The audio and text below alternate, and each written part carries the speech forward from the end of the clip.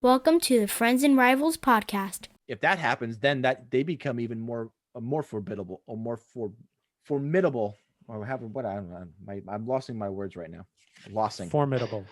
I'm going to take a breath and start over. It's a formidable lineup, no matter who you put on that third line. Let's talk Devils and Islanders. Let's talk Penguins and Rangers. But let's not talk about Flyers, because they're a bunch of fucks, which no one can deny. Game time. Woo! I don't know why I did. Okay.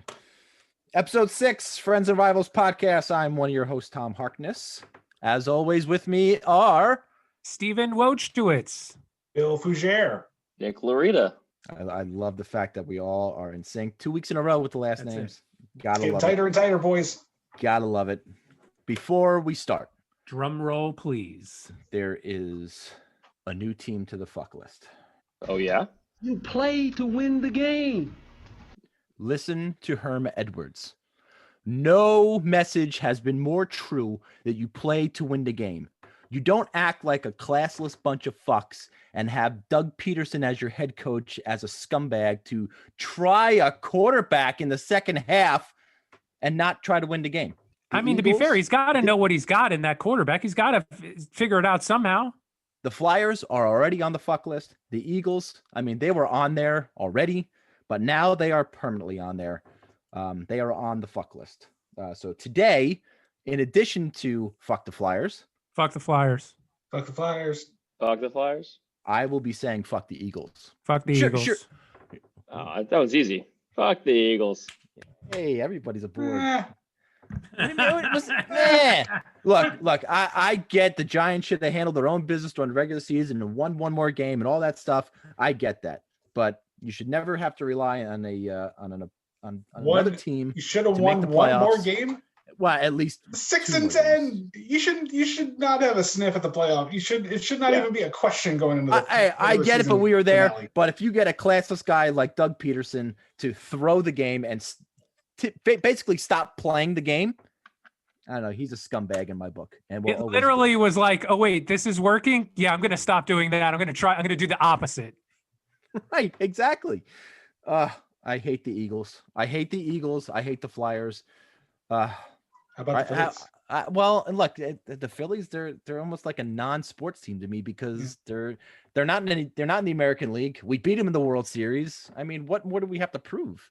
And the 76ers, I mean, besides the Devils' first-round draft pick this year, Big Shaq. What sport do they play? I'm not even familiar. I'm not even sure who the 76ers are. I'm sorry, I don't follow basketball anymore. I used to, but I don't anymore.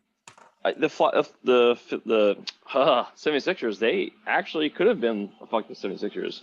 They had the process, for a few years where they were actively tanking, and then the NBA stepped in and made sure that stopped happening. But so they only went like maybe a toe or a couple toes in. They didn't go full.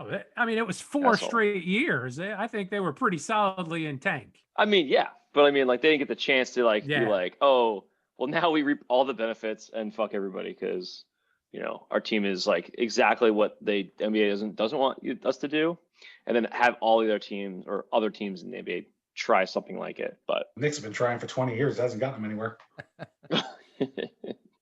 Okay, that's true. Let's stop. This is going to turn into another music rant. So let's stop the NBA talk and get right into.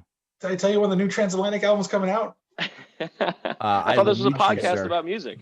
I will mute you. The prog metal podcast. No, am I on the wrong podcast? No, you are on the wrong podcast. You and Billy do that one on Wednesday nights. Oh, okay. Finally, hockey talk, boys. Training camps did start last week. So we're gonna have a whole section of that, but weekend review time. What's happening in the world of the New Jersey Devils, Steve? Any news this week? So I have boiled it down to 3 big stories for this week. The first one popped up today. Apparently, the team is interested in Ben Hutton, who's a free agent defenseman who played last year with the Kings. I'm thinking just to solidify the third pair, maybe give Ty Smith somebody else to, watch and try and emulate. Pretty good in transition, good on the penalty kill apparently, But again, just a solid defenseman to round out that third pairing. Maybe they don't have as much faith in Connor Carrick as I thought they did. The second story from this week, again, happened later on in the week. Camp, which was a Group A and a Group B balanced between NHLers and AHLers, has now shifted to one group that's pretty much you're going to be your NHL group and a group of AHL players. Not really surprise names, but names in the NHL group that I might not have been expecting. Mike McLeod and Igor Sharangovich, two guys who were on the bubble but have made that list of top 12 in those practices. Could be just because Heischer's out and Bratt's not signed, which brings me to the third big topic this week. Jesper Bratt is not signed yet.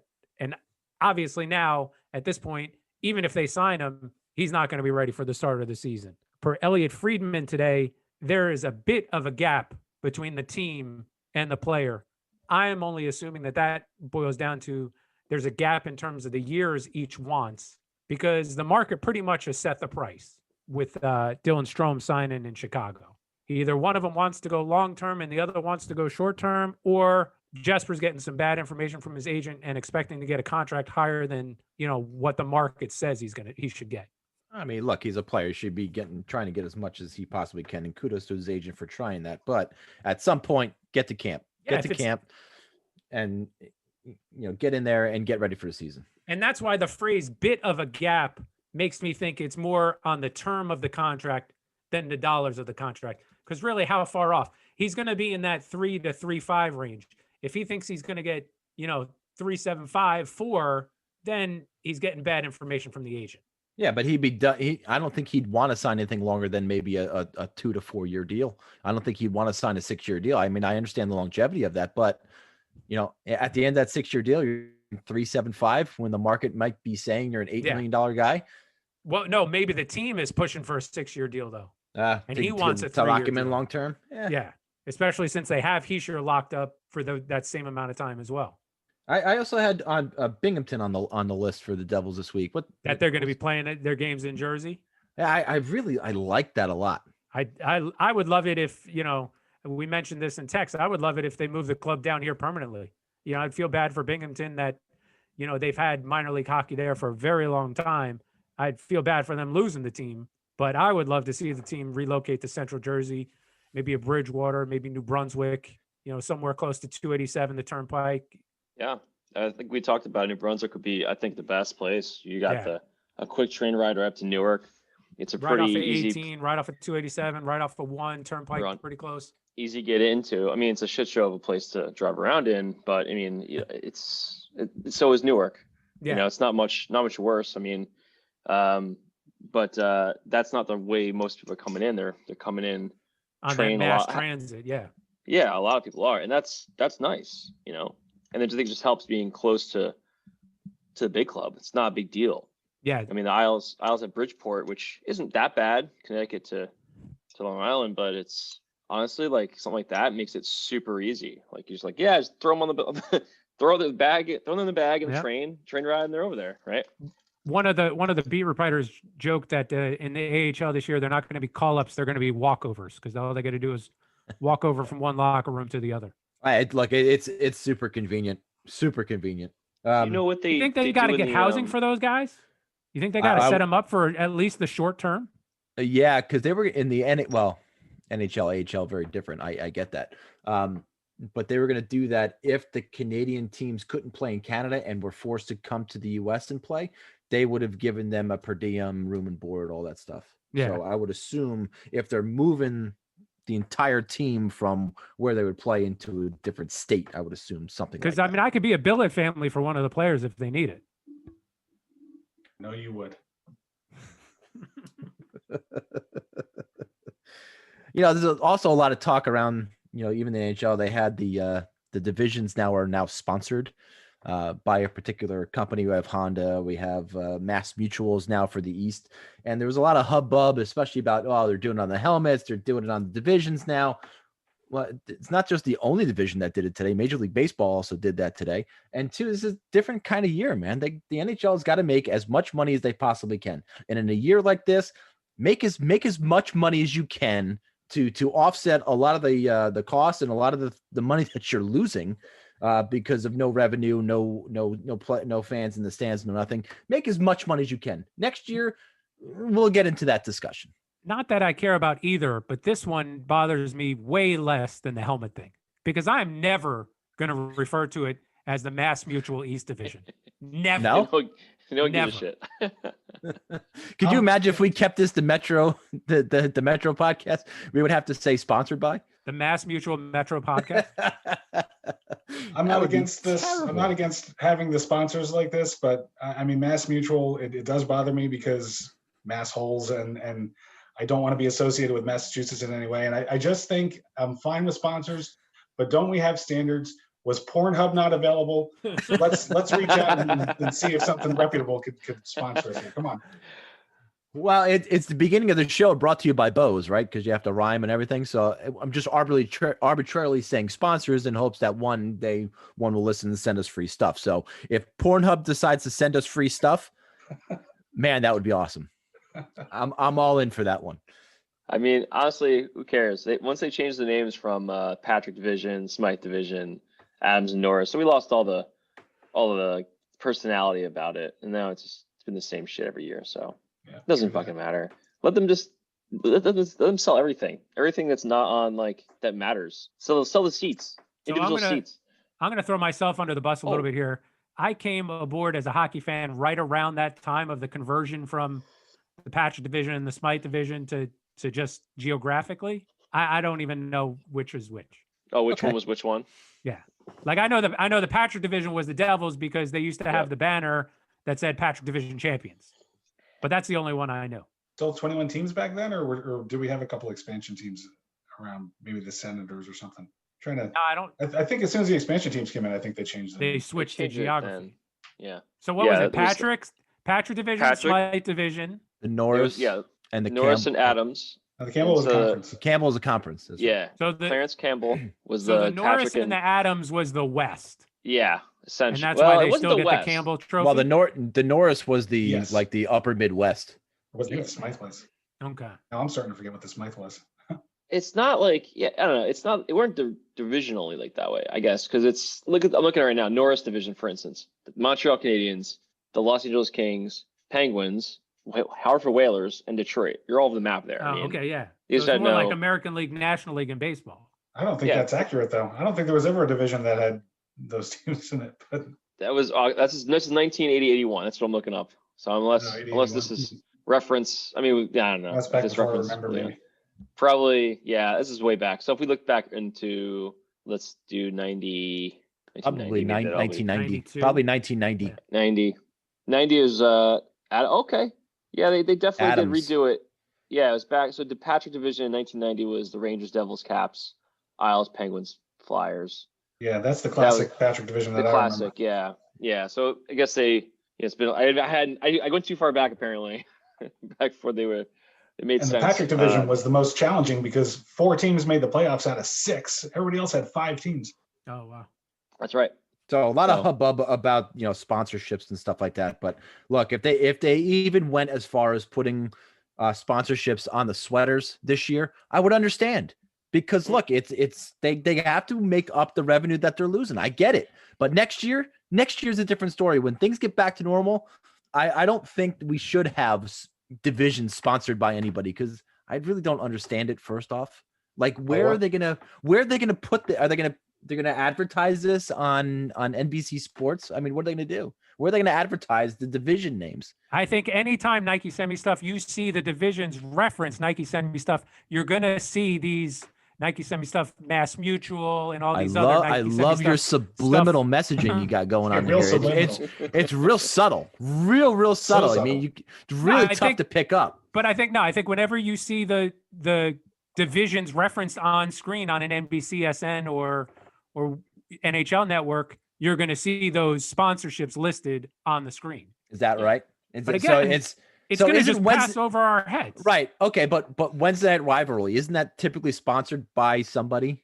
Bridgestone or something like that? Well, Think about it this So, way. so you the have- Wednesday night rivalry game is sponsored by Bridgestone, bringing you. Featuring the- teams from the Mass Mutual Metro Northeast Division.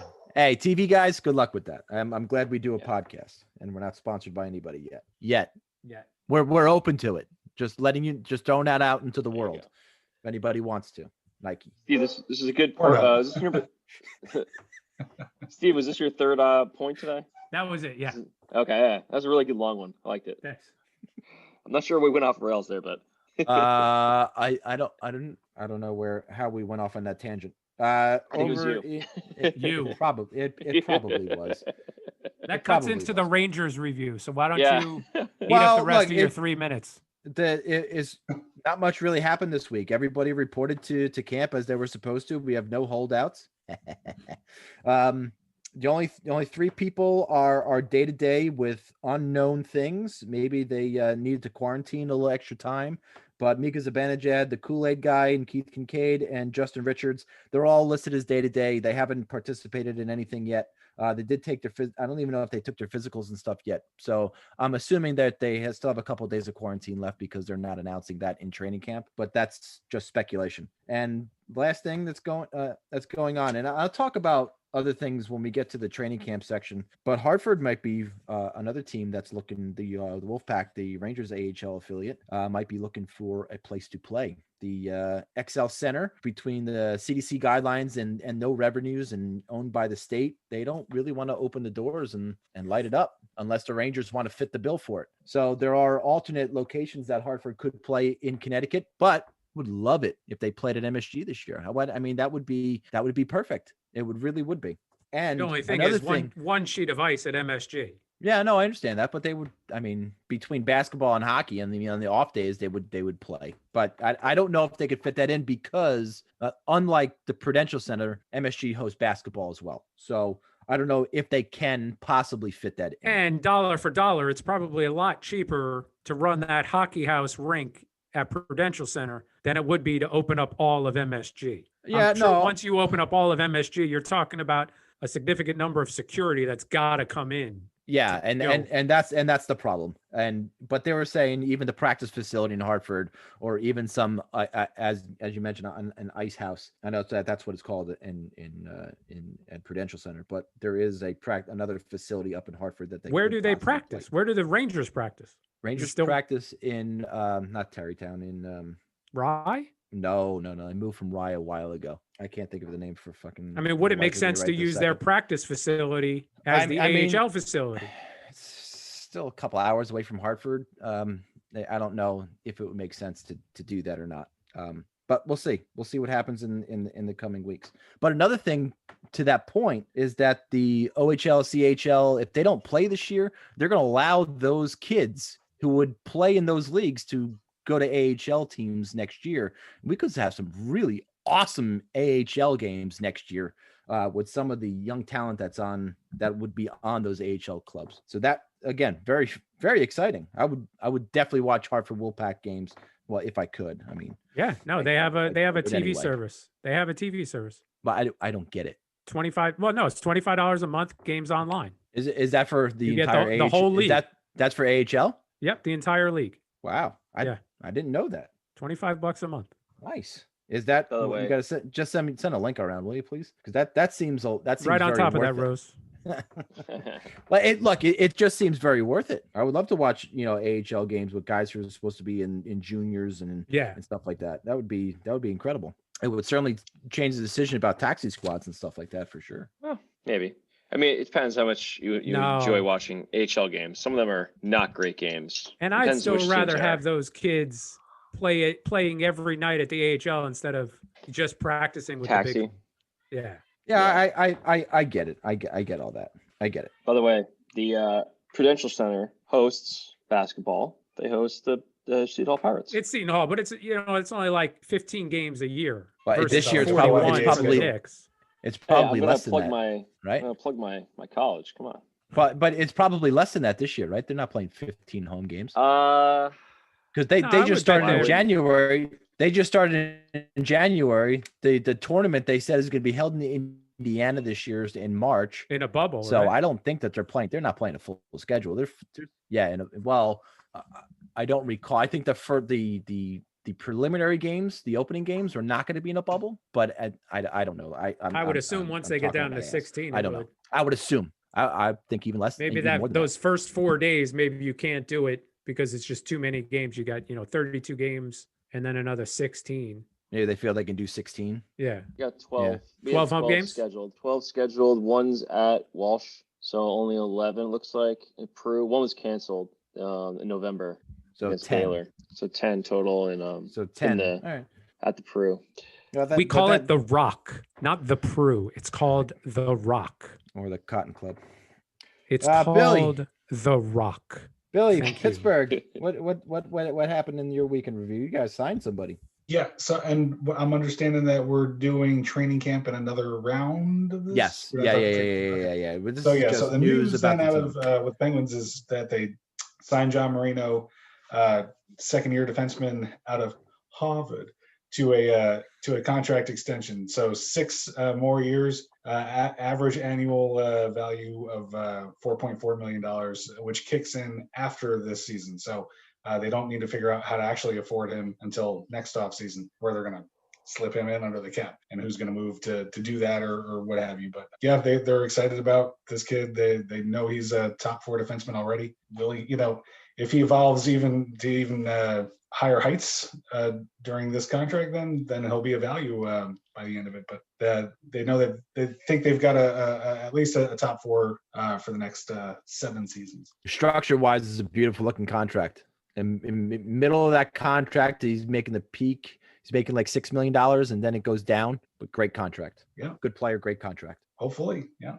Reminds me a lot of the Severson deal. Severson's deal annual value is lower, but the fact that you're getting him through his peak years at a very reasonable price reminds me a lot of the Severson deal. Is that Good it? point. Thanks, guys. Appreciate it. Is there no more Penguins news? Is that it? Everybody report to camp. Is anybody holding out? Is anybody?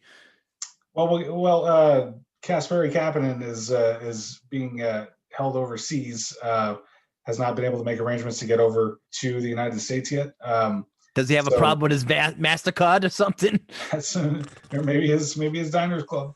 Yeah, so he's definitely, they know he's going to miss the season opener because even when he gets those issues cleared up and can get over to the States, he's got to quarantine 7 days or something similar like that, and then so they know that he's going to miss opening day. How long after that, we don't know yet. But and will he need to some time in camp, in practices to sync up with these guys? He's a new player on team, obviously. So I don't know how soon he'll get into the lineup based on that. And in the shortened season where we're playing like 2/3 of normal NHL schedule, if he misses 2 games, it's like missing 3. If he's missing 4 games, it's like missing 6. I know you're loving my math right now. Plus, he's going to miss all the preseason games. Unfortunately, no preseason games for him. Pretty brutal. So yeah, it's just a wait and see when he's going to come over. And until then, Crosby and Gensel are going to have to find another first line mate. But we'll talk about that more when we talk about camp. I think they'll be just fine. The only other thing is, I know you were talking about the AHL affiliates of the Devils and the Rangers, and unfortunately Pittsburgh has found that they're in a similar situation. So Wilkes-Barre may not operate this season, but they're thinking. I thought they were in Scranton. Oh, good. Okay. Shoot. Jerk. Oh, Let good. the guy finish. No, I thought they were going to be in Scranton anyway, so that's perfect. That works out well. Good. I could step on jokes just as much as anybody else. Screw you guys. No, you're way better at it than anybody else. I was top-notch stepping on jokage. But Daddy says I'm the best. And that brings us to the New York Islanders. Boy, oh boy, why can't Barzal just go to camp? Why can't he just sign? I thought you said that. He and that other schmuck that signed. I'm only kidding. The other guy that's, I thought they were working on a deal that they were going to take less money to come and play because of the team and all that stuff. What happened to that? I think that's not that far off. I think it's going to be around the number of years, probably, or they've probably they're talking. I think what's happening is they're talking probably like a 3-year deal, probably. Most likely. I mean, that makes the most sense for him is to sign a short-term deal so he can sign a bigger deal in a few years. I don't think they're working on longer one, unless the discussions around some sort of weird Lou deal, like, where he signs him for like 6-7 years and some bizarro, all the way front or the back end or whatever he wants to do. Try to circumvent the cap somehow. Who knows? My feeling though is not that. I think it's just that they're working on some shorter term deal, and they're probably looking for a lower amount. Maybe it's 6, 7 million a year. Somebody reported on Twitter that they're close to signing a deal between 3 and 6 years and $6 and $9 million. I said, wow. Yeah. Wow, that really Sure. narrows it down there. What a schmuck. I should have tagged you on that tweet because it made me laugh. Yeah, I think comparables. He's probably there was somebody else that was assigned. Was it Columbus signed? Pierre-Luc Dubois. Dubois. If I remember correctly, I was looking at his numbers, and I think he's like a 60-point guy, and I think he signed like around $5 million. And so maybe they're looking at that as comparable, something around, step up to 80 points. What does that get you? 7 million, 8 million. I mean, I think we talked about originally it was around 8 million. I was saying. Yeah, it's about the Aho. That's about the Aho deal. So maybe lose, try and get it to 7. Who knows? It's gonna be interesting to see. I don't think it's gonna be too long to hold out. To be honest, they're a tight group, and he's there. He's not like somewhere else. Like, he's on the island. He's ready to go. He's waiting for them to hammer out the deal. Yeah, he reported that first day, right? Took his physical, all that other stuff, right? I wonder is there anything such thing as pre-quarantining? Like, could he be quarantining this whole time so that when the contract gets done, he can just jump on the ice the next day? Oh, he's ready. I think he already did that. I think he already did that. They already did that. He doesn't have to wait for anything. It's not like he signs and he's got to wait 14 days. He's been on the island. He's done all that stuff, and they're ready. Like, they're just waiting to get that signed. So hopefully we get good news next day or two. I thought it was going to be today. I was hoping this morning wake up and be like, all right, they figured it out. Because we'll get to the camp stuff. I'll talk about a little bit why I think that was, in my opinion, why that's the case. Anyway, so obviously Barzy hasn't signed yet. He's the most notable player that signed. In terms of signing, we did sign Corey Schneider, who's going to be our taxi goalie, Andy Green, who's going to be our 5-6 pairing defenseman, and overall leadership kind of guy. Did their deals get announced? Their deals are Lou confirmed. Yeah, Lou guaranteed it, but nobody knows what the money is and the terms and everything else like that. Yeah, so the terms weren't disclosed for Schneider and Green that I've seen. I could have missed it, but I didn't see anything yet. And then even the third guy, Timashov, there were some reports that were out that he was signed, but then it wasn't. So I don't know. I don't believe it all until I see they actually give the numbers. I don't understand that whole thing, how they could be like, they're signed, yet the numbers aren't there. I mean, that's not how I understand how contracts work. I may have a limited brain, but it's contracts seem to be that you have to sign something in paper and writing that has actual numbers on it, and you can't change them after. I went to the car dealership. I went to the car dealership last week, and I just signed a deal. There was no numbers on it or anything else like that. I don't think they have to make them public. I don't think that was a car deal you signed, buddy. Would you sign away? I was only kidding. All right.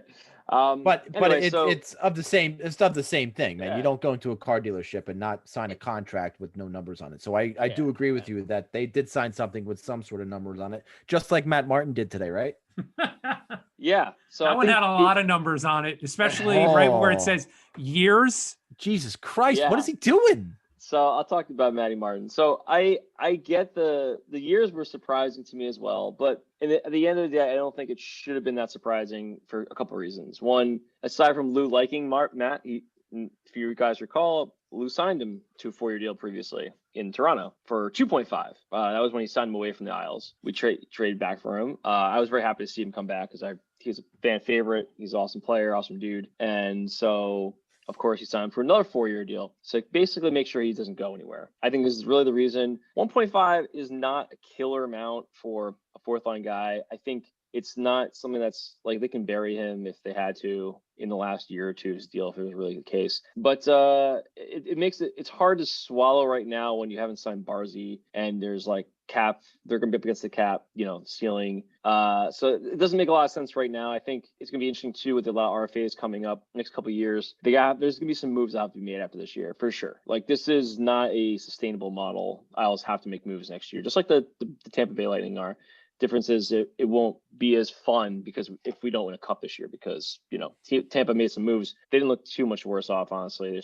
They look okay, but they won a cup. So I mean, it's a trade-off. with that said, Matt, so on the Isles they have a fan award, Bobby Nystrom Award, which is essentially a fan voted award for like the player that kind of, I guess, resembles, but has the best attributes of a Bobby Nystrom type of person, like community player, somebody that goes in the community, fan favorite, leadership, all these things that are like intangibles. Stephen McDonald Matt, Extra Effort Award. Yeah. That's right. So Matt's won it 6 times. I think other than Matt, He won it one year when he was in Toronto. He actually didn't win it the years he wasn't here. He won it from Oh. 12 to 16, and then Anders Lee won it, and then Casey Zikas won it 2 years in a row, and then Matt won it again. Where I was going with this is that the only person that won it more than twice was Claude Lapointe in the early 90s to 2000. He won 3 times, but Matt's he's a huge leadership community guy, fan favorite, and they're rewarding him, I feel like, and that makes a lot of sense. He's also had he's one of the, I was looking it up, and since they've been recording, I don't think they've recorded hits forever. I think this is like I don't know when they started doing this, recording the hits as a statistic, but Matt has 4 of the 5 most hits in a season. He's also, I think, number 3 or 4. He's 4 all time since they've been recording. I think it's early 2000s, I think. Yeah, it wouldn't be the same if they had like, the 70s and 60s, 80s, those numbers would probably be tops. But regardless, he's a guy that will have over 3,000 hits in his career. He's done everything, and I think 3,000 hits. That's Hall of Fame. That's a Hall of Fame number. Hall of Fame, right? If he hits 500 home runs, that would really yes. There you go. Solidify. There you go. So anyway, I think it's interesting. I like Martin. I think the last 2 years that deal are going to be rough, probably, but he's there to lead, right? He's not there to He's only 31. I thought he was older than that. So it's not terrible. It's not, well, again, players, NHL players, especially guys like his style player, they kind of fall off after around 32. It's not a gradual decline. Yeah.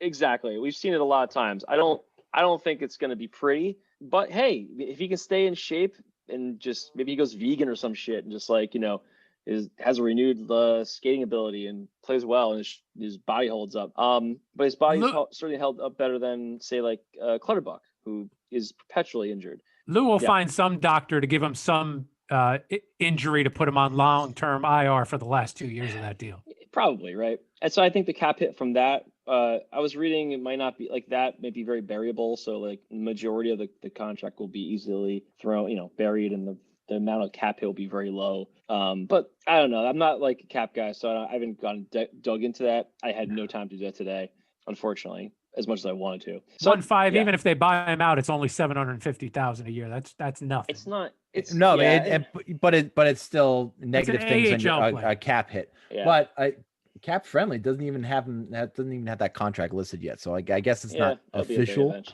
But at least we got a number on him. They're usually like a day. Tom, thank you for the air quotes on the radio. Oh yeah, no, that's what I do.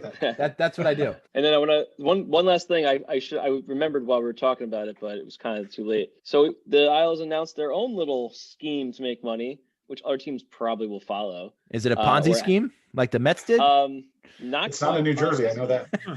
No. They're coming out with a third jersey this year, and they're bringing back the Gordon's Fisherman.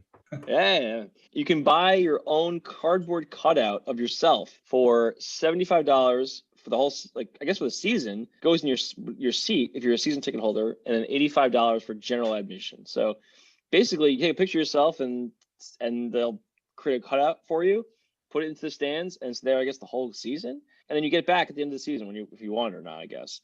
I was like, that's pretty interesting, and it will definitely sell a lot of those. People will be like, oh, I want to be in there, Less than $400 for your whole family, Nick. I know you're doing it. But he's gonna have a Hartford Whaler hat on though. I'll need to do it with a shirt, a Friends and Rivals shirt. I'll have to put it on. Oh, that would be awesome. Yeah. We should all do that. That's free advertising. I'll have to see what the picture looks like. If the picture is a upper body, then maybe we'll have to make that happen. We'll see. What do you think? That's just gonna be the lower body? Yeah, just gonna put someone's fucking waist and legs. Oh look, honey, there's my feet. There's my feet. Those are mine. There's my penis. There it is, right there. You see it? Because we were gonna have that Friends and Rivals underwear. Well, I'm not sure. They didn't really. Friends I and don't know if it's Rivals, gonna be the like- boxer short. They might just take headshots and then put Usually them on it's like like- bodies with like Usually it's jerseys like on. mid torso up. Well, Don't could like be. the No, ones I they want did at mid-torso- baseball no. stadiums. I want mid torso lower down. torso? I want mid torso down. That's it. Get on that. Fair enough. Good lord. I like how Tom has completely cracked himself up on his own joke. That's a good one. God damn. God damn, that was funny. Well, All right. Problem is, he knows it, so we're gonna hear that joke again like six more times before the end of the show. That's a guarantee. Oh goddamn! If Good if transition. you do, if you do find us distracted, we are recording during the first period of the World Junior Gold Medal game between U.S. and Canada. So if you hear screams or grunts or someone slamming a desk, you understand why. Screams or grunts. You're not Well, watching the fucking hockey game. Yeah, really. Well, no, Bill. I figured Billy would be on Pornhub. Oh, okay. It makes a lot more sense. Well, I don't get NHL Network, so I have to make do. Yeah, there's no stream on Pornhub right now. They locked down those streams. No, don't listen to him, Bill. They didn't. I knew. So, so that should transition us into training camps. Nick, you're still going with the Islanders, so why don't you talk a little bit about the Islanders training camp thus far?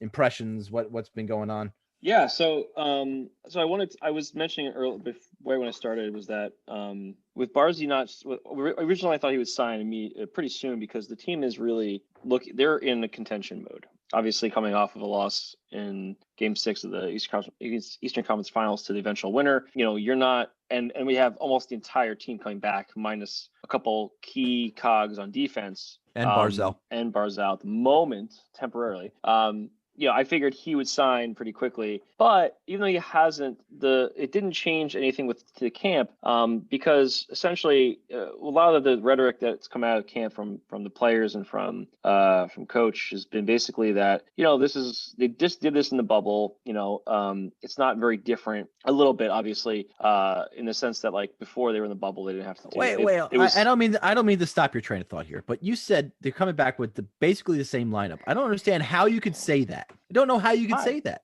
Why not? Because He said minus some key. He said minus some key players. Okay, never mind that. Two defense. All right. I mean, it helps if you listen. If you're going to jump on the guy, it helps if you at least listen to what he said. If there's a commercial break right now, I'll be less distracted.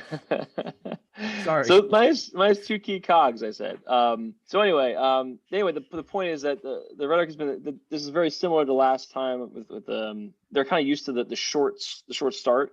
Everybody came into camp pretty much ready to go. No issues with anybody on the physical side. Everyone's ready to basically play. I think it has to do with like the short turnaround time they didn't have a lot of time to sit around and just go play golf. They basically healed up and then went right back to it. And the other big piece is that everyone's kind of healthy. Everyone's really healthy. Biggest thing I was reading from a couple of things were Casey Zizekas had a detached retina in the playoffs. That's why he was out it kind of went out of nowhere. I think it was reported back in the playoffs, but confirmed it in the camp. And then but it's all healed up. He's all better. Same with Clutterbuck had a really nasty wrist nerve damage, right? Nerve damage, right? Yeah. He said it's still numb in some. I guess some of the fingers, but there's numbness, I should say. I don't know. It's hard. I guess it depends on where in your fingers. It takes a while. I got to tell you, to come back to normal. I had sciatica issues in my back, and my left pinky toe went numb for 4 months.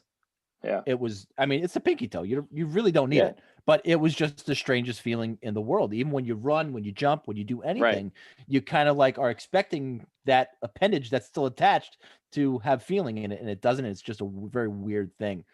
So I could sympathize with him. Not that I know what he's going through because he plays professional hockey and I'm just scrubbed from New Jersey.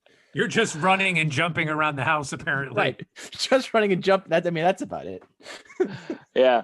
So anyway, he said that he was having trouble with it before, I guess. But it's at this point he's used to it. He's able to. He didn't have all the strength back. I guess now at this point he's got enough strength where he's not. He has the numbness still, but it's manageable. You play without, I guess, it being a problem or distracting. But at the same time, he said they feel like it's going to based on his prognosis or the progress, it should hopefully get full feeling back. But other than that, everyone seems to be pretty healthy. Adam Pellick, who was our top D-man, who went out at the end of the playoffs last game, he's healthy, back to normal. He played, what was it? Jesus, I forget the injury he had. But he basically played 32 minutes in the double overtime game and was playing on like what was it? Broken something. I forget the top of my head, but 1 second. Even Andrew Ladd's healthy too. Andrew Ladd, I don't know Andrew Ladd. He might be healthy. I don't think he's ever going to be 100% healthy, that guy. They didn't talk about him at all. So I'm going to say maybe. Anyway, Pellick had oh shit, it's the wrong thing. Whatever. I'm an idiot. I can't find it. Anyway, so everyone's pretty much healthy. They're important. They did talk a bit about a couple of young kids is pushing for spots, and the way that they structured the camp is they put the older guys with the kids, and so the idea is they're not doing lineups right now. They know the lines. The lines are essentially not really a big surprise. The defensive pairs are pretty much already going to start the way that the top two of the Pelican Pollock, Mayfield and Letty, and then Green and Dobson are the three pairs. The top two lines are not going to change, assuming Barzal signs, which he pretty much will. Fourth line's not going to change. It's only who's going to be on the third line, essentially. They could make some moves between third and second line, but realistically, there's only 2 spots open. And the thought has been it's probably going to be Komarov on one side to start the season with maybe Wallstrom on the other side. Maybe I felt Kiefer Bellows has a really good chance. Camp was talking in the camp. They've been talking about him a little bit. That he's been looking pretty good. He looks like he's hungry. Is it make or break at this point for him? I don't think it's make or break because he's been making progress. You know, like he's not a guy that's like he's not like Josh Ho saying didn't get invited to this camp. He could have, but they said he wasn't going to be in contention because he doesn't play this. I don't think they felt his attention to detail would make it in a team like this. Like this is not a team that's, you know, in the bottom, you know, fifth of the bottom, like, you know, bottom half or bottom third of the league. This is we're going for the cup. You have to come in day one 100% ready to go. So if they're going to give a spot or 2 to young players, they have to be ready to go, full attention, and they have to be doing all the things that they were supposed to be doing. And those guys, you know, Wallstrom and Bellows are just, they have to really play the system, obviously, and play smart defensively. Because Trotz has been someone asked him, how are you worried about not having goals and not getting enough goals? Are you thinking about, you know, do you need more guys to score goals for you guys or go get somebody? And he's like, I'm not worried about goals. I'm worried about winning games. And he's basically like, we just got to win games. He's like, and you know, you can make the argument that yes, you can win games by goals, but defense wins championships, and you win championships by winning games, and it just goes hand in hand. And to further that point, Matt Martin had 5 goals in the regular season last year. Guess how many goals he had in the playoffs? 2. 5. So close. 5. So close. 5 goals. So the point is those guys will make goals happen when they're battling and doing shit, and it happens every year. We see it every time. Playoffs, yeah. Always in playoffs. Third and fourth lines. They just come out of nowhere on the teams that just go far because they have a balanced attack and everyone's finding ways to get goals. They're ugly goals, but it happens. Everyone's good at that point. I mean, and he was right. Watching Tampa just dominate us shift after shift. Yeah. It didn't matter who was on the ice. They just were like so relentless, and it was like they're gonna like. It was hard to like watch be on the other side of it. But the point is like they knew how they were able to find ways to get the puck on the net. It didn't matter what they were doing. They were relentless. So that's it. As much as it sucks to lose to them, it is nice to see that firsthand, you know, to be the other team on the other guy on the other side and go, wow, that's what it takes to win. Yep. The only thing I was to say is one of the kids from Sweden, he was playing in the juniors, Holmstrom. He's in quarantine right now. He came back over fresh off the loss to Finland, and he's waiting to be de-quarantined so he can get a little camp time in. He's not going to be there for very long. He's just going to be there for the experience and everything. And where's he going after that? I assume back to Sweden. Probably back to Sweden. He could be playing in the bridge. I have to check his. I'm not sure of what his status is. He because he's this is his second. Yeah, he was drafted last year, so this would make him. So he might be just at that first year. Yeah, I always of forget how it AHL works eligibility? with the EU. Yeah, with like the guys over from Europe. I know it's in North America. It's like what, second year or something like that, third year. Like they have 2 years juniors and then they Yeah. can play. So yeah. it's funny you mention that guy going and having to quarantine when he went back to the island. There are 5 guys that are playing in tonight's game, 6 in total, that are going to be on a charter flight to Southern California to go to the Kings and the Ducks training camps tomorrow, and they don't have to quarantine They don't have because to. they're Right in a out of the bubble right bubble, now, right? and they're getting a private flight to Southern California, so they don't have to go into that quarantine like they would if they took a commercial flight. So very interesting. I saw on that. So if you want players to attend your camp, send a goddamn private Yeah. plane for them. That'd be nice. Yeah. Billy, how things going in Penguin camp? Because any organization Lou Helms would definitely spring for a flight across country. Yeah. Sorry, Bill. Well, look, if they're going to be important. Right. So yeah, Penguins camp began, and as I mentioned before, with Kapanen not being able to attend camp, there's been a little bit of a switch around in the lines, and so the Penguins are really going with the approach of kind of like how Steve alluded to before with the Devils, like they really have their NHL group and their non-NHL group, and however many guys they have in camp, they're really focusing the guys that they're projecting for the NHL team to be together all at the same time, because they don't want to waste any time with getting the line combinations going together. So Kapanen haven't been slated for that top line. When they started camp, it was Crosby with Gensel and Evan Rodriguez on the right wing. So Rodriguez was part of the deal that was really, it really felt like Connor Sheary was the focal point of the deal last year with Buffalo, and he was kind of a throw-in with that, but they really liked what they saw from him. I think he was slated for third line action this season, but he's the one getting the chance over a veteran guy over trying to shuffle things around and put like a Zucker with him when they're just going to move him over to Malkin's line later on. They're going to leave that intact, but they're not putting a McCann or a Jankowski on the line with him. They picked Rodriguez, and I think that's a good opportunity for him, and a compliment to the work he put in. When he came over last season, he got to the Penguins when the Penguins kind of started falling apart a little bit, and he performed pretty well on a team that was kind of sinking, and I think played well in their very short playoff run too. So Rodriguez moving up to that line opened up another spot for kid Drew O'Connor, who came from the. You distracted me with your sign. Well, it's 1-0 US. Okay, beautiful. 1-0 US. There, nice. Sorry, go ahead. You can resume now. So Drew O'Connor, who is undrafted out of Dartmouth, and is a New Jersey kid. So we got some New Jersey ties here. Hey. He played for like the Jersey Avalanche, which is a youth team that I kind of despise, but I won't get into that right now. Yeah, so he was getting some fourth line action with the NHL group, thanks to the dominoes falling into place with Kapanen being out. And they really like him as well. And I think he's a big guy, and they're anticipating that he could be a regular in seasons to come. So he's getting that chance there. Other than that, the line combinations are as we would expect. Second line, you've got Malkin with Rustin, Zucker. Third line's got McCann, Jankowski, and Lafferty. Lafferty's another guy that, really came on strong last season, that they're high on and hoping that he can handle those third line minutes. And then on what they're calling the fourth line, I think the third and the fourth line could be a little bit interchangeable, but they've got Bluger with Tanev and O'Connor on the fourth line. They really like the Bluger and Tanev combination. They're really gritty, play well together, and looks like they'll keep them intact on whatever line they're going to call that. Defensive pairings, on the top defensive pairing, you've got Dumoulin and Letang, as you would expect. Marino's on the second line pairing with Pedersen. And then we've got the new guys, Matheson and CC, on that third line defensive pairing with their, at this point, their longtime depth defensemen, seventh and eighth defensemen mostly. You see Ricola and Chad Ruedel.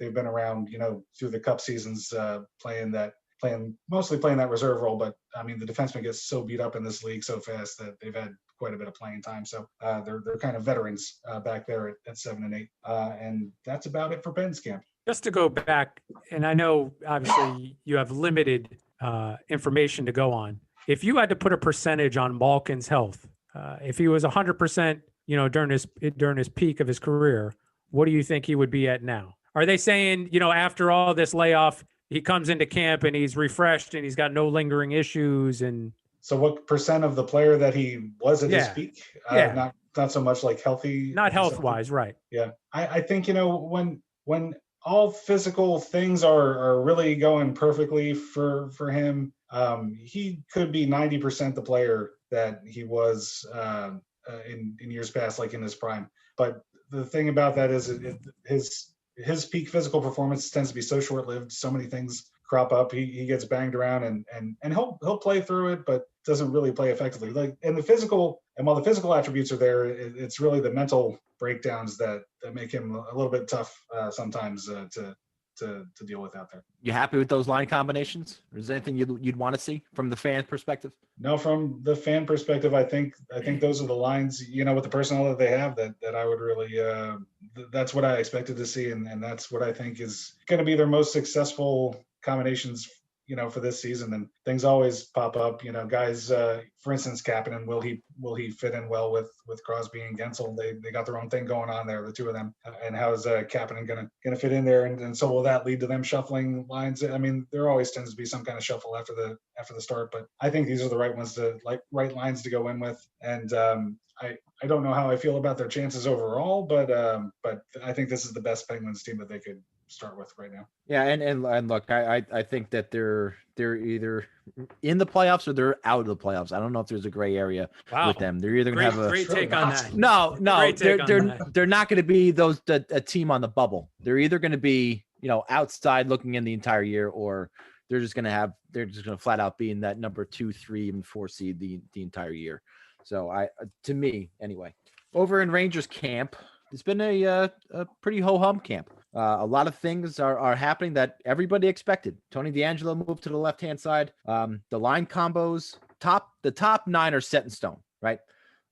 It's the bottom 4 and where those top 9 are remains to be seen. They certainly could be juggled. Right now they have so they're set in stone, but they could be completely changed. The players themselves are set in stone. They're not none of those guys are moving down to the 4th line or even out of the lineup. So these guys are set in stone, whether they're on, the guys on the 3rd line or on the 1st line, it could happen. You know what set in stone means though, right? Yeah. The players themselves are set in stone. Okay. Yes. But where they are and who they're with, because look, is Strome, Panarin, Kakko your 1st line, or is Zibanejad, Kreider, Buchnevich your 1st line? Doesn't matter. It doesn't matter. It's 2 lines, right? 2 scoring lines. You don't really need it's a matchup thing, right? You're just gonna match them up against the team's opposite guys you want them to get it going against. Well, that brings up an interesting question. Presents a bad matchup problem for that. Brings up an interesting question. And before you go any further, Tom, let me ask: philosophy-wise, do the Rangers match up a number 1 line versus the opposition's number 1 line, or do you match up some sort of a checking line against the other team's number 1 line? You see, you could put I because I would match up that Zibanejad line as Kreider match up against the other team's top line. Match up against the top line all year long. Yeah, and leave the Strome, Panarin, and Kakko line, but as a second line. Yeah, but that line can certainly change. You could move Kreider to the right and put Buchnevich back to the 3rd line, and put Lafreniere on the 2nd line. If that happens, then they become even more formidable or more formidable. Or what I don't know. I'm losing my words right now. Formidable. I'm going to take a breath and start over. Still 1-0. It's a formidable lineup, no matter who you put on that 3rd line. So the guys there, the 4th line is really the questions. And who's going to make it right now? I think it's going to be Howden with Lemieux and DiGiuseppe with Rooney, Blackwell and Barron probably being taxi squad. Over on defense, you have more question marks, but I think the opening lineup at defense is going to look DeAngelo, Trouba, and you got Lindgren and Fox, and then you got Jack Johnson and Brandon Smith are going to be your 6 defensemen on opening night for sure. Big talk about DeAngelo switching sides, right? Yeah, but he's been fine on the left-hand side. They've had two camp days and 2 scrimmages, and he's been just fine. They're going to It's have the two. 2020s. We tolerate that. Exactly. But I don't necessarily think that is going to be a problem. And look, your defense pairings, you want a guy who's more offensive, and you got to want a defensive guy. You want that balance on your pairs, right? And I think Trouba gives the defensive purpose there to D'Angelo's freedom for the offense. So balance wise, I think they're just fine. Jack Johnson scored the first goal of camp, by the way, which was a big to-do on Twitter. In a preseason game? Not a preseason game, Bill. I don't know if you've heard or not. They're not doing preseason games this year, Bill. Well, why would they skip preseason games? That's typical. I don't know. Morgan Barron is making an impact today with Zibanejad's absence. They've kind of had Howden and Barron kind of rotate into Zibanejad's spot. According to the coach, Barron looked a lot better. Now I say according to the coach because we don't have any live streams. We have hardly any video that's being shown to the public. It's all media, and that's it. That are getting, practice feeds that they show clips of, and they're like 10-second clips. It's not like, hey, let me throw on the live stream for the fans for 10 minutes. It's none of that. Not only that, but you mentioned media not even in the building, right? Media, yeah, and that's really why they're streaming it, because media is not allowed in the practice facility at all. So it's just coaches, players, that's it, that are in the building. Media is on their computers watching a Zoom stream. If they're streaming it to the media, why not stream it to everybody and let us watch the practice? There are countless other teams that are doing that. Steve, we're going to get to the Devils in just a minute. They have a whole friggin' TV section dedicated to the training camp. They broadcasted an entire game the other day. And it really chaps my ass that they're not doing that. Ooh, hey, settle down. That they're not letting the fans in and watching their team. I don't understand why there's no Peterson shit list. Well, the Rangers are very close to being on the Doug Peterson shit list, and fuck the Flyers. Fuck the Flyers. Fuck the Eagles. Fuck the Eagles. God damn it. Realistically, not Tom Harkness level. Realistically. There's no other level then. What's the point output for Lafreniere to this year? 56 games. I'd say 25? somewhere between 25 and 30. I'm gonna say 25 40. and 30 points. You say 40. 118. I thought he was good. That would be amazing. That would be amazing. Well, look, there's nothing common about this season. I think we've documented that pretty well. So I don't know. It's a coin flip. He's done nothing to really stand out, although he's done nothing really to stand out in the bad way or the good way. Now, at this point, really, that's what you want. You just want him to not fade into the black, but not be noticed for doing something bad. Right. And from what everybody's saying, that he's mature, he throws his body around. He's physically not afraid to go into the corners and muck and grind. And hey, I like all that stuff. That's all for me. What's his skating look like? Is he looking like he can fly out I don't there? know. I haven't seen it yet. Fucking shit. More importantly, I want to stream. God damn it! More But importantly, they have two night scrimmages, is what they're calling. I'm gonna do it again, Bill. What they're calling their preseason for game. those of you listening at home, Tom has just done air quotes. So I really, really hope that they broadcast or they televise those 7 p.m. scrimmages as their preseason games on MSG. Even if there's no announcers, just give me the goddamn feed. Especially if there's no announcers. Well, yeah, Imagine- I don't care if nobody's talking. I don't care if it's on a small screen. I don't care if it's in a camera from friggin' 1984 that can just do film. Just give me something, not with the tweets that, oh, the players just took the ice and what the groups are today. And then all you get is 2 interviews and the coaches is take on the practice. That's all we get from the Rangers media. And First day, did they do like from the teams themselves, not from the media. The media's been good. The guy in Low Hug, Carp, has been great. They've been doing their best to get us as much information as possible and give us as much video as they can. But this is on the Rangers, man. This is not on the media. This is on the Rangers organization. So first day, you didn't get a whole bunch of interviews. They didn't interview every player. Nope. They interviewed. There was the first day of camp, we got Kreider and Lafreniere and the coach. Today we got Panarin and Shesterkin through interpreters with the coach. That's really all we've gotten. And It's not different for the Isles. Gordon Very and similar. JD did a live stream right before camp opened, and Quinn talked that day too. So we haven't gotten really anything. Yeah. Again, We had the pissing same. me We had off a little Coach bit. Trotz has been taking longer calls, like 15 minutes first day. Today was like 20 something minutes. I was just listening to it before we started, and then I didn't get to listen to the players yet that they had today. They had like 3 on yesterday, I think it was. They were all a couple minutes each, a couple questions. Not a lot of information for Isles, but honestly, I'm not that interested in watching the camp pieces right now. It's all drills anyway for the Isles. It's not going to be really anything that interesting. Right. Because you got an older team.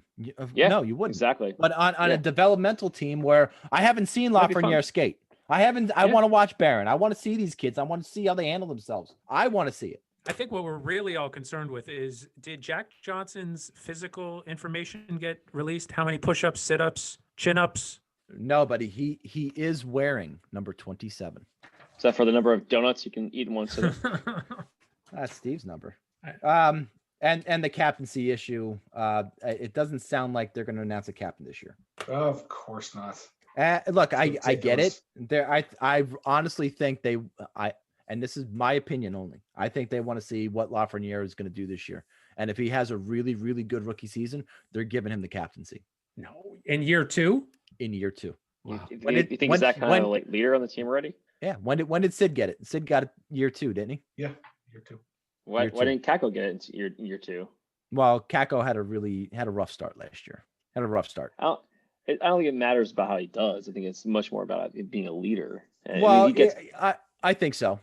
But We'll see. I agree with you. But I just think they're waiting to give it to one of the younger kids as opposed to giving it to Zibanejad or Kreider. that's rare though. That's rare. You get a guy like a Crosby coming through, or Do you Well, think a that's- guy took like a few years. do you think a guy but like that's the Chris hype. Kreider is going to take to that? It's not his decision. It's the coach's decision. Yeah, but how do you think he is going to react to that?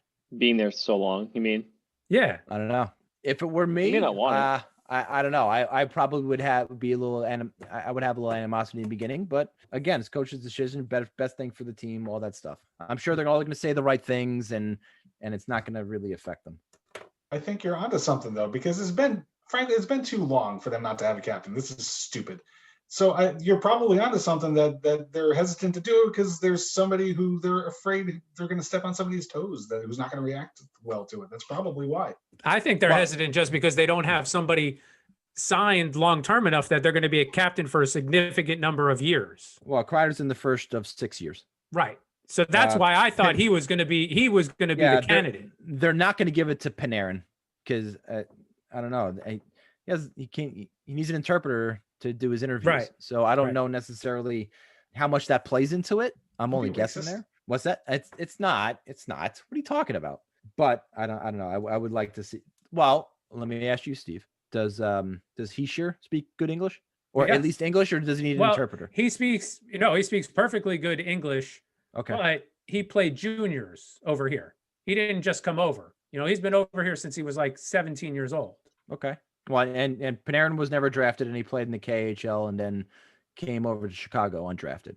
But he's over here long enough. Learn the language. He has been here long enough. Well, he Learn the knows some English, but the interviews he does in Russian because he can speak better in Russian, I guess. So But- I mean, it's interesting because like they just had this come up with in the Blues, right? So they named Ryan O'Reilly captain, and then you had a couple days later, Tarasenko comes out saying he kind of wish he was the captain. Yeah. No offense to the guy, but I've been here 8 years and Right. kind of wanted it. Isn't You he on don't the see that trading too block often. now? I don't think so. They also I want to don't get know. rid of his they want to get rid of his contract. They could. So I think If there's you- take him. some to that too. I'll take him. Let's see. 1, 2. Is Kreider the longest? Is Kreider the He'd longest? be an interesting, tenured he'd be guy? an interesting guy for a debate. Yes, he is now. All right, so 9 look, years. those are some of the biggest thing right now is no fucking live stream for the Rangers. Everything else is status quo.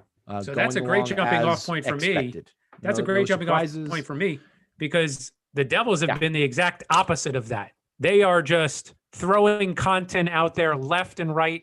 13 different people did interviews on that check-in day. And they, like You you hear said, they that, New brought York Rangers? 13. 13 different players, 13 different people, including the coach. They haven't, to my knowledge, broadcast much from practice. They have shown some clips, but they did do a full scrimmage. They broadcast a full scrimmage with no announcers, just, from the back of the seating section at the practice rink. So it was hard to tell who was who just because the numbers weren't that great visibility wise, but it was very nice to see live hockey being played again. Just now for me, I guess I didn't realize we weren't supposed to talk about camps. Rub it in. No, go ahead, rub it in.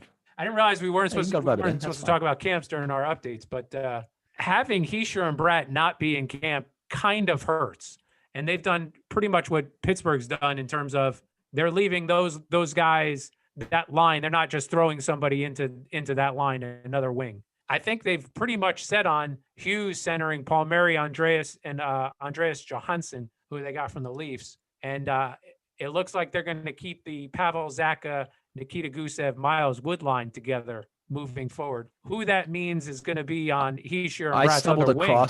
I stumbled across one of their scrimmages, and I saw that line of Wood with Zacha and Gusev, and that's a pretty decent line, man. They work well together, and I don't know why, because it's not like Zacha is an assist guy that Gusev needs. Zacha does provide the defensive responsibility that Gusev lacks. So I think that's why they're a good pairing together. One makes up for the shortfall on the other. And Miles Wood, I guess maybe the speed is why that line works well. I don't know why it works, but looks like they're going to keep it together because it is working. So back to Hischier and Bratt. I don't know who they're going to put on the other wing. It looks like maybe Janne Kokkonen might be the leading candidate for that wing. Right now he's lined up with Zajac and Merkley, who's having a surprisingly very good camp. He played well for the team when he came up towards the end of last year, and he was playing well over in Europe. So hopefully he can just keep that going like he has. He scored in the scrimmage the other day, 2 goals.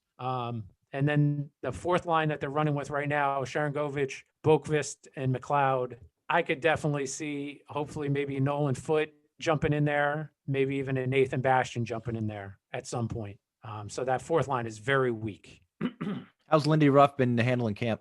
Lindy Ruff, who I guess I never really paid attention to much when he was coaching up in Buffalo and down in Dallas, and he was, I guess, an assistant coach with the Rangers. Yeah. I'm really intrigued to see the system that he's installing. He wants one of the 2 defensemen to join the rush and be very active in the offensive zone. He wants to have a 4-player attack in the offensive zone. So I'm very interested to see how that works out. Bryce Salvador actually did an amazing breakdown on Twitter of how the system is being implemented. So if interested, definitely go check that out, because he did like a series of tweets where he broke down a play where, here's where this defenseman joined the rush and he, was able to continue the play, so the team was able to score later on in the shift. So it's not like what MSG tried to do and describe what the triangle freaking offense was it? No, it wasn't when that. Phil Jackson came to the Knicks? No, it wasn't that. Here's a triangle offense, and here's why it's so amazing. But let's get to the most. It worked really well, didn't it? Yeah, when you have Michael Jordan, it very freaking great, and then you had Kobe Bryant. Absolutely, it works just well. But when you come to the Knicks, So let's get to the most important part of Devils camp. Jack Hughes showed up almost 180 pounds. He put on 16 pounds of muscle during his time off. Well, he says it's muscle. A lot of burritos, dude. I can put on 16 pounds easy. Right. I think we all did that in the COVID-15, right? He said he handled eating like it was his job, which immediately made me think of Billy? Bill. Yeah, absolutely. Immediately. 16 pounds of muscle. That's going to be a huge add for him, because he was getting thrown around like a rag doll in the corners and on the sideboards at various points throughout the season. So he's definitely going to be able to stay on his feet more, which is pretty important in the game of hockey. Okay, Lenny Dykstra. Oh, Lenny Dykstra. Other than that, hey, Fitzgerald, let's get Bratt signed. Come on, close the gap. Sure, he's going to have some MasterCard issues too coming over. And that's what's called harnessing the joke. Oh, boy. You're all welcome. You're all welcome. So a quick fact check, if I may. I was doing some research looking up when they actually started recording the hits statistic. So that goes back to a mid-90s game between the Devils and the Flyers. Fuck the Flyers. Where the one of the Flyers. statisticians looked over Fuck to the another Eagles. statistician next to him and is like, "Has anybody counted how many times they dropped Lindros today?" Is that the official? That's the official story. That was the start. That's where it all began. Oh, does anybody want to hear a trivia question? Anybody want a trivia question? Oh, please. Okay. All right. Gordie Howe has played the most games in NHL history, 1,700 and something. There is a player this year that can break that record if he stays healthy for all 56 games. Name that player. Joe Thornton. Dude, that's Joe played. Thornton. Oh, Not Joe Thornton. No, not Thornton. Joe Patrick Thornton needs Marleau. Patrick Marleau. It was shocked. I was Oh, Patrick shit. Marleau. Marlowe. Patrick Marleau. Yeah. I Well forget done, he's playing Steven. sometimes. Do you want to hear an Uh-huh. interesting Patrick Marleau story? No. That's a good story. Fantastic. What? You guys How want to many- hear an interesting Patrick Marleau story? What's your stupid fucking Patrick Marleau story? Let's hear it. So when I was a younger lad and would attend Devils practices, I would draw pictures of the players to get signed. Oh, I remember that. They thought you were special. So Stalker. So at one point, I drew a picture of Scott Niedermayer, but I based it off a picture of Patrick Marleau. There is one big difference between Patrick Marleau and Scott Niedermayer. Do you know what it is? They're One's a righty, different one's fucking lefty. person. One's a righty and one's a lefty. That was a bad choice. So, oops. The guy, he was gracious. He signed it anyway, but it was the wrong hand. Wasn't that like your favorite player ever? Patrick it was Marleau? before he was my favorite player. Yeah. Obviously. Can't believe he's only 41 and he could potentially break the record for the most games played. That's Yeah. unbelievable. Well, because Gordy only played like 48 game seasons for a lot of those years. Did they have COVID back then? They just had shortened seasons? No, they had the Spanish flu or something like that. He played a little That's a bit. lot of I know. I was only kidding. Jesus Christ. 90. Really? All right. So 98 to- Nick, you're obviously looking at at Marlowe's stats. I am, yeah. How many Is years he a Hall of Famer? did he play 75 or more games? Oh, 75. Wow. Okay, so the first year of the Sharks, he played 74. But then here's the breakdown. You ready? Yeah. 81, 81, 81, 79, 82, 80, 82, 77, 78, 76, 82, 82, 82, 48 in 2012, 2013. Shortened. Yeah. Yeah, shortened Yep. season. 82, 82, 82, 82, 82, 82. That's ridiculous. 58 in 58 and 8. So last year he played 8 with Penguins. So he's a pretty durable 60 guy, yeah? 64. That's Six. crazy. 66. He I sounds can't like do he's that. allergic to hitting, though. What the hell, dude? That's Hey. unreal. That's Western Conference hockey. Nobody and hits in zero- the Western Conference. 0 fucking cups. Could you imagine he breaks the record of most games played and never wins a cup? And never. That Did will he even never be sniff broken. a cup? Did he No even one come will close? ever touch it. Well, yeah, with Um, San Jose, right? That one year they went to the Yeah, finals against the San Jose Penguins. Lost in 6. 10, 11? 2010, 11, is that the year? Because they had 18 games played there. It's probably the Yeah. year. He was with that Sharks team in 16. Oh, 15, 16. 15, 16. Yeah. My bad. 24 games. That's the year. So that was So only... Joe Thornton never won a cup, right? No. No. So there's two guys on the list in the top 15 of games played in the NHL history. The two guys who haven't won a cup, Joe Thornton, There you go. Patrick Marleau. Well, they both spent a lot every- of time in San Jose, and they're just like Yeah. Yeah. they're Everybody just don't get over everybody that. else has won multiple cups on that list. Multiple cups. That's Wowzers, pretty wowzers, crazy. wowzers. Oh, All right, I that's think that's crazy. going to do it for us tonight. Next week, we are going to do our season preview. So we're going to do season previews for the teams as well as the NHL. We're going to take you all the way and give you our predictions of who's going to win the Stanley Cup. Dun, dun, dun. Dun, dun, dun. So that's going to be next week's episode. And man, oh man, then let the games begin, boys. It's going to be on the eve of the season starting. Season Eve. So don't forget to follow us on Twitter, friends_rivals, at friends_rivals, on Facebook, Friends and Rivals Podcast, YouTube, Friends and Rivals. Don't forget to subscribe to all those, please. Find us on Apple Podcasts or Spotify or wherever you get your podcasts, and don't forget to subscribe so you'll be notified when new episodes comes out, as it really does help our channel out. Great show, boys. Billy, play us out.